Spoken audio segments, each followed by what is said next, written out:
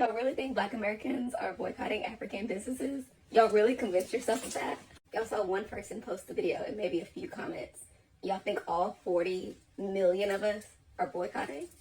I don't know, videos getting millions of views, millions of comments of people, dogpiling on Black Americans. You would have thought there were Black American creators calling for this, people with actual influence. Haven't seen one. Y'all didn't notice that people were stitching the same video over and over? So, enlighten me. What are we boycotting the Africans for? Please let me know. Quickly. Because I'm confused. What we should be boycotting is the stylists that don't include a wash in their services. That tell you to come washed and blow dried with the hair already done. They want you to come to the appointment with your hair done. That's what we should be boycotting. We should be boycotting the people that get mad when you want to come to your appointment 15 to 20 minutes early so you can be on time in the chair. Hello friends, welcome back to the channel. So the diaspora wars doesn't seem to be ending anytime soon. However, there are a couple of Black Americans who are putting the foundational Americans on blast. So the foundational Americans are the hardline Black Americans who are saying, we Black Americans, we've been here, our ancestors have been here, they did the slave trade, we don't need other Black immigrants. Black immigrants should be boycotted with their businesses.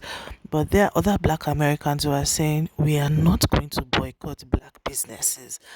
That bad services occurs across the board. It is not just a Black immigrant problem, and that just because you had a bad experience with a few Black immigrants doesn't mean all Black immigrants are bad. So let's listen to them, let's hear what they are saying, and let us talk in the comment section. Please like this video, and yeah. Y'all really think Black Americans are boycotting African businesses? Y'all really convinced yourself of that? Y'all saw one person post the video and maybe a few comments. Y'all think all 40 million of us are boycotting? I don't know, videos getting millions of views, millions of comments of people, dogpiling on Black Americans. You would have thought there were Black American creators calling for this, people with actual influence. Haven't seen one. Y'all didn't notice that people were stitching the same video over and over? Y'all didn't notice that? Or did you purposely choose to not notice that? You would have thought we made infographics or flyers actually organizing a boycott from this response. Haven't seen it. You would have thought we dug up Michael Jackson or had Beyonce say something about a boycott. Y'all let one irrelevant person convince y'all that we were boycotting so y'all can list your grievances of Black Americans. Mind you, the only time the whole diaspora comes together is when it's time to talk about how much y'all don't like Black Americans. The only time. Man, I'm saying that y'all have a multitude of slurs for us. I ain't know that. That sounds like xenophobia to me. Over a fake boycott. A fake boycott. When I first saw her video, when y'all started stitching it, it had 65 likes and like 200 comments of people disagreeing with her. But apparently all 40 million of us are on the same page. You walk down the street, you ask any Black American about a boycott, they gonna look at you like they don't know what you're talking about. But all y'all had a lot to say about Black Americans and the plight of this fake boycott. I ain't never seen the word slave so many times. Y'all over here talking about Black Americans don't know how to boycott in the first place. Y'all keep naming 3 companies. One of them have lost $1 billion in revenue from Black Americans boycotting. One of them I'll give you. Maybe we should. The other one, look at their stocks and see how down they are. But we don't know how to boycott. Y'all can't be talking about the same Black Americans whose boycotts are the only reason why anybody's allowed to come to America that is not white. The same Black Americans, right? Don't know how to boycott. All we've done is boycott protest. Like, I saw people say, well, y'all can't even boycott Trump. Mind you, y'all forgot about the 92% of us who voted for a Caribbean person, half Caribbean, half Indian. 92% of us, but we can't boycott Trump, right? I even saw a comment section of people, the whole diaspora band together. There was a whole comment section of Caribbeans from everywhere. Thousands of likes for comments saying, Black Americans are not allowed to come to the Caribbean anymore. We stand in solidarity with Afghans. As if, from a fake boycott, by the way. Mind you, there's people who say ignorant things in every corner sector of diaspora, but you don't see everybody banding together to talk about how much they hate whatever sector of diaspora it is. But let one Black American say something, it's like y'all could not wait to just use your confirmation bias to say, oh, this is the reason why we feel how we do. Because this one irrelevant person said something. And now let's list our grievances out. Let's dogpile. You see videos where people are just like, don't come to Africa no more. Don't date our men anymore. Like, over a fake, I have to keep repeating myself, over a fake boycott. That if you walk down the street, ask anybody, they don't even know about. But apparently that one video represents all of us. and it's a green light for all of you to just be nasty to Black Americans. I never said anything bad about anybody in the diaspora, but now I understand that I will be killed by the police. I am just a slave. I am lazy. I am ghetto. I am violent. I understand. That's what you guys are saying about us. I understand that you feel that way now. You guys made it abundantly clear over a fake boycott. A fake boycott. Respectfully, I'm not boycotting no African braided shops. I'm not. Y'all gonna have to beat me up about it. I don't give a fuck. I'm bald-headed. I cut my hair.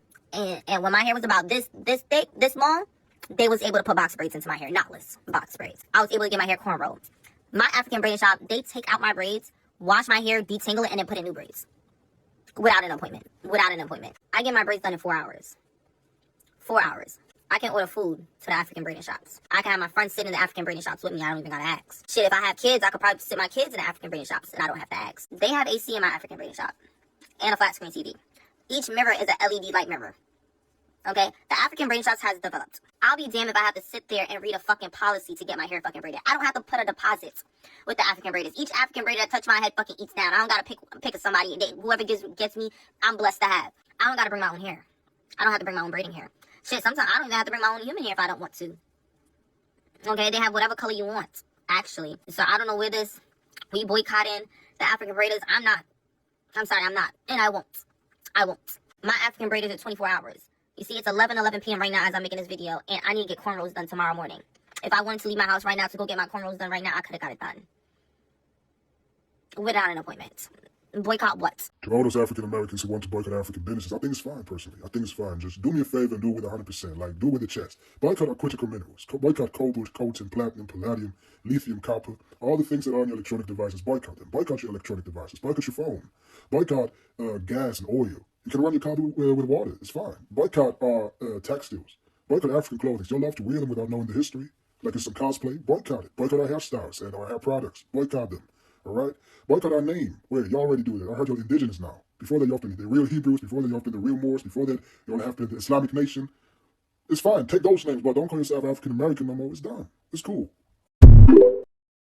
I'm seeing that people are trying to boycott African braiding shops. Let me tell y'all this. I've been going to the same people since I was like, eight, and I'm 25 now. I've been going to the same people. I would never boycott them. First of all, they are the most nicest people I've ever met. I text Fatima. I say, hey, girl, I need to get me some blah, blah, blah. She texts me right back and be like, when? What time? Okay, make sure you, like, I'm telling you, I can literally text her the day before I need my hair done. My girl is going to make sure I'm in a chair. Have about 3-4 people in my head. Be out in about a good 4 hours. And I'm telling y'all, like, that's one thing I'm like, bro, y'all just be saying anything. Y'all have one bad experience with one person, and then y'all try to put it on a whole community of people. That is crazy, because you wouldn't want them to do that to us. So why do you think it's okay for you to do that? I just think it's weird. Like, heck no, man. Listen, I would never boycott them. Always have gotten me right. Have always treated me like I'm literally like their niece. Like, never will be me. The reason I don't engage with diaspora shit specifically on here when somebody come and say some shit, okay, is the very reason that when I'm walking down Flatshaw's indicator on my way to Waffle House and I see a motherfucker talking to themselves, arguing, saying some silly ass shit, I don't stop and engage and try to argue back. Okay, I might even throw some change, give a card or two of where they can access resources to help their material condition, okay? In that same breath, if I walk by and turn around and see motherfucker that I think should have sense arguing back, I'm also gonna be like, something wrong with you, boo. Something wrong with you, too. Something wrong with you. Okay, so, and I might turn around and throw you some change and actually give you a card or two of where you can access the resources that's literally, okay, gonna help your material condition, because none of what either of you are saying has any impact on your material conditions at the end of the day.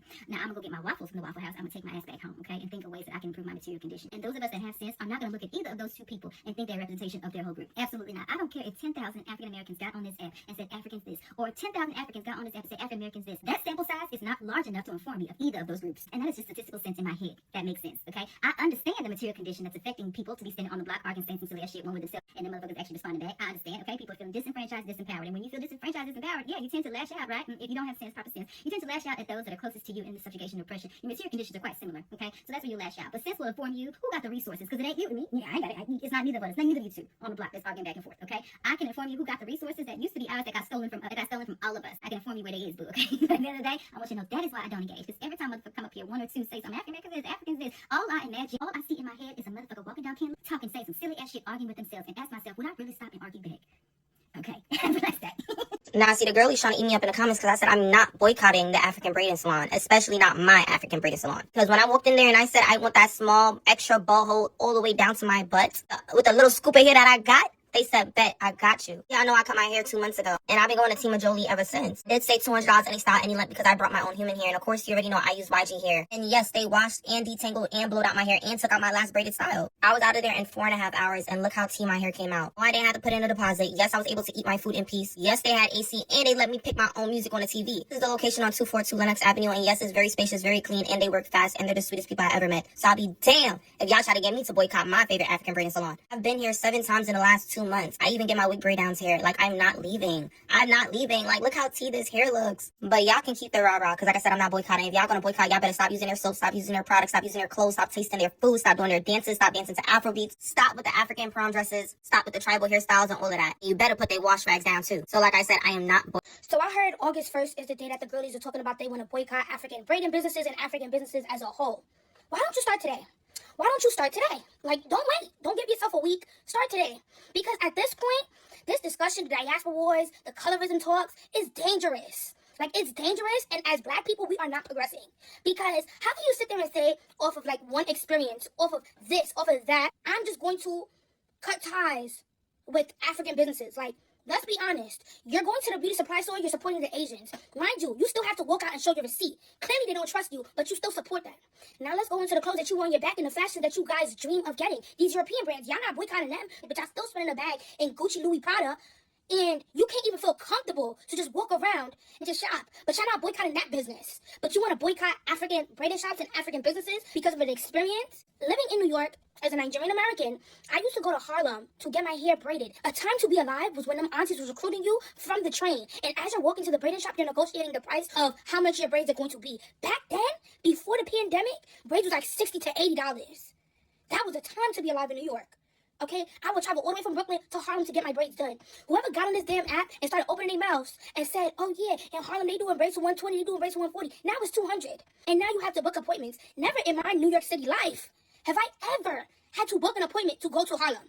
And now let's pull back another layer. And growing up Nigerian in New York, the things that y'all posting online and like ready to fight these aunties over at these African braiding shops, I'm sorry to tell you, but they are normal. Like, it is normal. I will always know when I go into my own shop, my aunt's braiding shop in the morning, and this is in Brooklyn. This is not in Harlem. I'm talking about in Brooklyn. When I would go in there at 8 a.m., I was probably leaving at 10 p.m. Y'all have the luxury of like getting a 4 or 5 hour because they're now trying to accommodate for a lot of people, the influx of people that's not only coming from New York, the different boroughs. You got people coming from Houston, you got people coming from Connecticut, you got people coming from DC to do their braids. You got what I'm saying? It was normal to be dishing out hair, giving out the hair to your aunt because you wanted your hair to go faster. It was normal, even back then before they had the pre-stretched hair, to help your aunt pull the hair.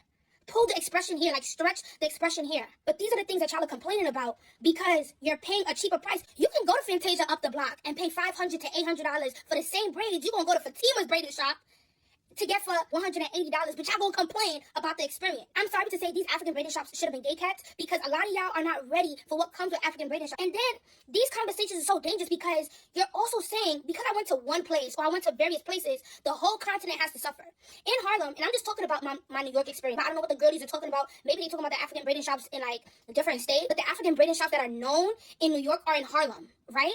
So if you're going to Harlem, a lot of those African braiding shops, I know, are not Nigerian, are not Ghanaian. Those are French colonized African countries. So you got the aunties from Guinea, you got aunties from Senegalese, you got aunties from Gabon, from Mali. So you telling me your experience at one of these shops is telling your brain that, oh yeah, because I had a bad experience here, you'd even try out other African braiding shops around the world, around the state, around your city, that, oh yeah, we need to boycott it.